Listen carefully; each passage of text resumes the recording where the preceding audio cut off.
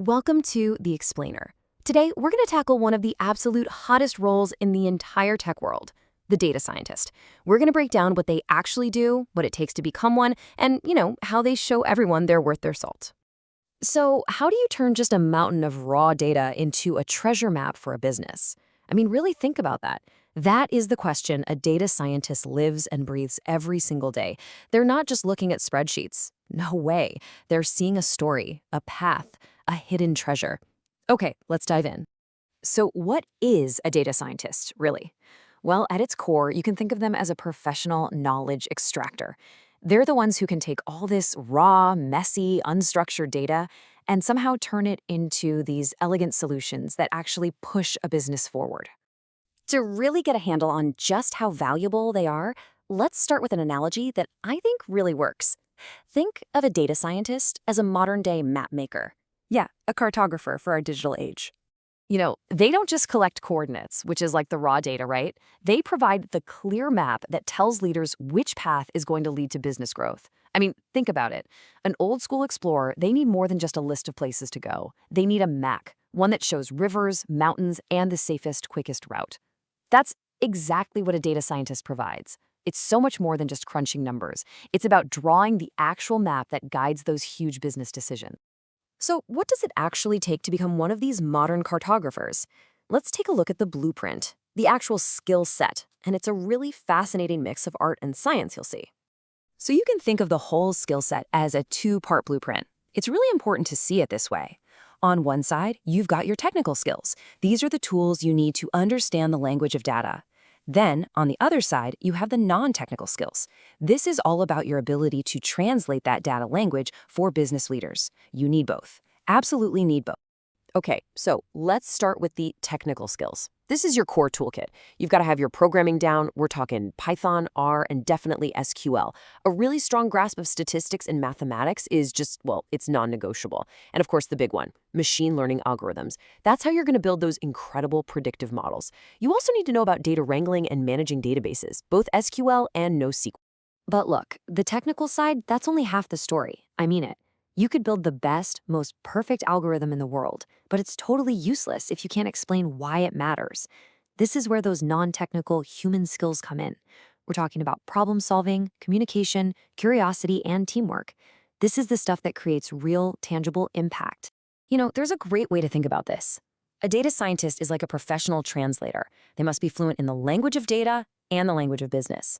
This just frames the role perfectly. You're not just an analyst crunching numbers in a corner. You're a crucial translator, a bridge between two worlds. It's almost like being a diplomat, You have to be fluent in both languages to get anything done. Okay, so we've got this blueprint of skills, but how does a data scientist actually use them day to day? Let's walk through a typical project lifecycle. We're going to go from a messy spreadsheet all the way to a game-changing insight. This whole thing is a very structured journey. You start with the not-so-glamorous part. Data collection and cleaning. Trust me, it's a huge part of the job. Then you move into what's called exploratory data analysis, EDA for short. That's where you're just poking around looking for interesting patterns.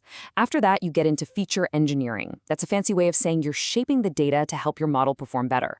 Then comes the fun part, model building. You create it, you test it. And finally, you have to visualize your findings and report them and collaborate with all the stakeholders. It's a whole process.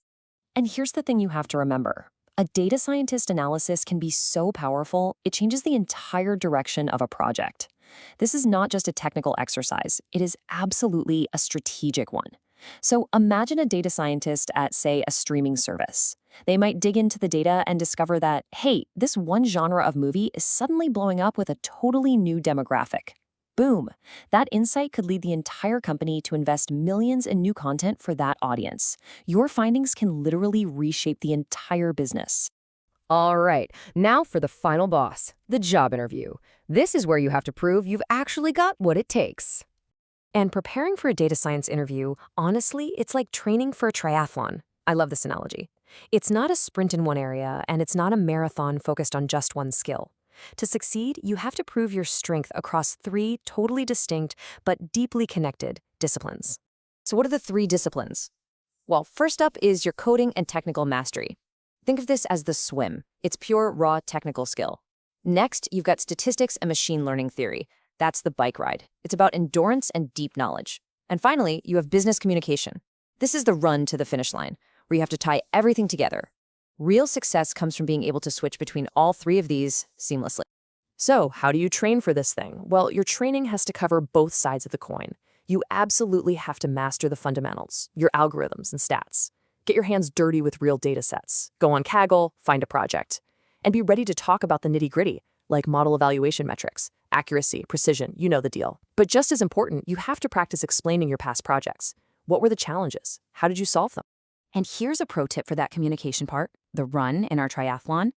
A lot of people say you should structure your answers using the STAR method. That's situation, task, action, and result. Don't just list what you did. Tell a story. What was the situation? What was your task? What action did you take? And what was the result? It's a brilliant way to tell a compelling, structured story about your experience, and it shows you can think clearly, even when you're under pressure. And you should absolutely be ready for questions like this one. How do you explain a complex data concept to someone without a technical background? And there it is again, right? We're back to the heart of that translator rule. This question isn't really a test of your technical knowledge. It's a test of your ability to create understanding. Can you take something super complex and make it simple, clear, and most importantly, actionable for anyone in the room? Okay, last section. Your data science journey. The adventure awaits. So we've covered the role, the skills, the whole project flow, and even that final trial by fire, the interview. What does all this mean for your journey if you're thinking about getting into this field? Look, this is a field that beautifully blends deep, hardcore analytics with high-level strategy. You really do get to be both a scientist and a storyteller, and you get to drive real, tangible innovation using data. As they say, your journey starts with a single step and, of course, the right map. Ultimately, you have the blueprint. You know the course. The path forward is actually pretty clear. The tools are out there, the skills are defined, and the challenges are known. So the only real question left is, what new territory will you be the first to map?